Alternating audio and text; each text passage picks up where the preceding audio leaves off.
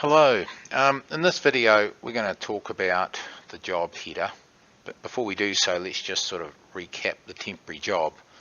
So temporary job, in this example you're looking at a temporary job screen.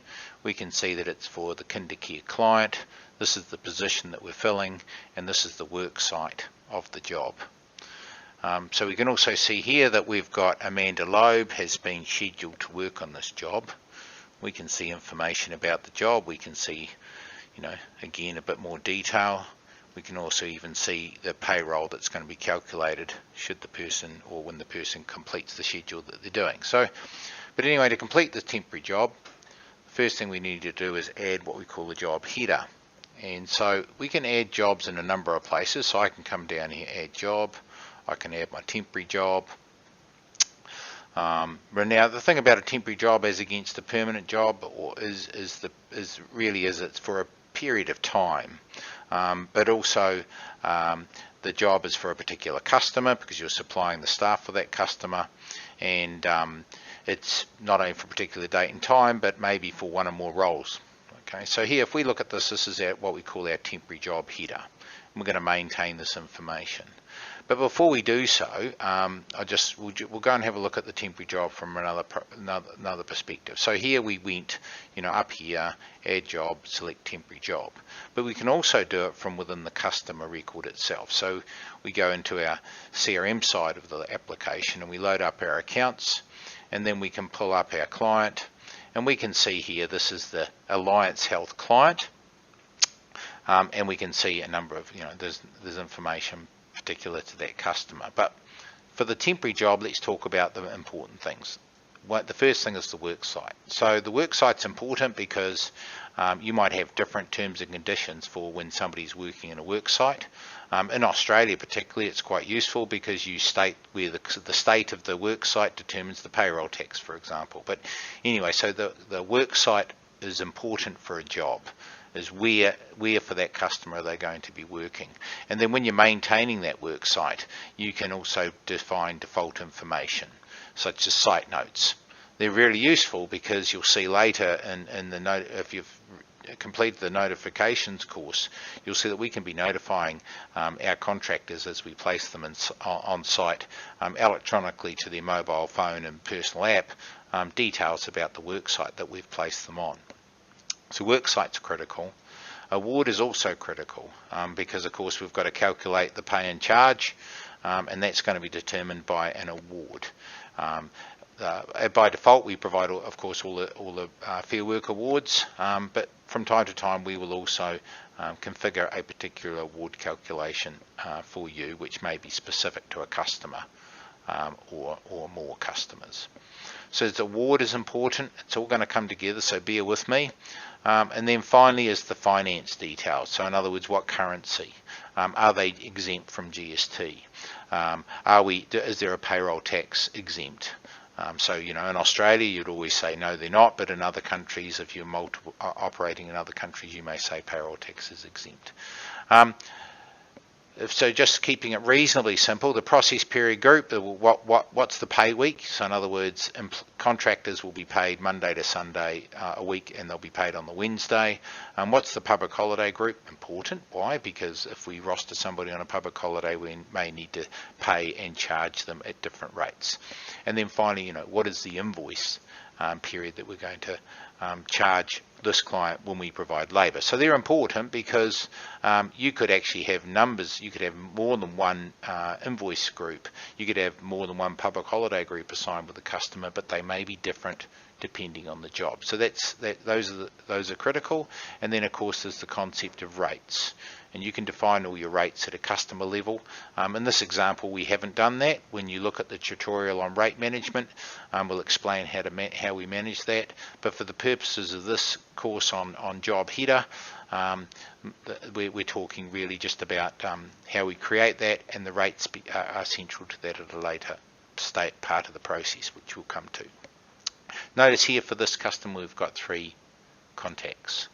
You can have one or more contacts, and that's going to become a little bit more important as we now complete the job header. So You can add jobs from here. So here we've got a couple of jobs that we've already got for this client, but we can add a new job. So let's do this, and we're going to spend a little bit of time now and define the job header.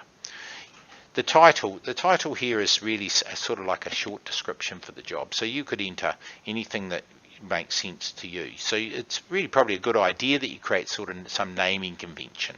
So maybe you use the short code for the position that you're filling. You might identify it as a short term, and then you might also have some sort of reason, like you might do this. So you might say this is leave cover. The reason you do that is because you can search for your jobs by your title. So the title, we know it's for Alliance Health. Next one, who at Alliance Health is sort of our main contact? Who do we deal with on the main basis for that? This job is in the oncology ward. Now remember, I talked about we create the award. We can have some site notes on that work site, and then they populate to the job. But you can override them here because maybe you've got some specific notes that are related to this specific job only. Who within your client Alliance is going to be supervising your employees when you provide them? Who's going to be responsible for approving the timesheets? Now you notice here that you can select, there's more names of coming up. That's because we've got the contacts of the customer, but we've also got our internal employees who we might they might approve on behalf of the client. You can also do this. You can actually select more than one approver. And there can be a combination of your own staff inside your business and or contacts of the client, and here Neville Brown is going to be approving it. Likewise, you do the same for your invoices. Sometimes you want to send the invoices to your own internal person who will then triage them before sending them to the client. But if you're comfortable to send invoices directly to the customer as soon as the timesheets are approved, then you simply put the person who's within the customer who's going to receive that invoice. Who in your business has made the sale or responsible for creating the job? Do you use branches, and do you use brands? So branch is simply a sort of placeholder where you can allocate a job to a particular branch if you're operating more than one branch in your recruitment business. And that's used for reporting purposes. And your brand is a little bit more because you might have your recruitment business supporting more than one brand. Maybe you've got an aged care brand, a nursing brand, a logistics brand, a construction brand. You then assign the brand to the job, and then when the invoice is generated, the brand that's assigned for the job is used to provide a branded invoice. And again, also you can report by brand as well. If we don't define anything, then default brand's used. What's the purchase order that we've got for the job, and what is the description that we want to put on the invoice? Provision.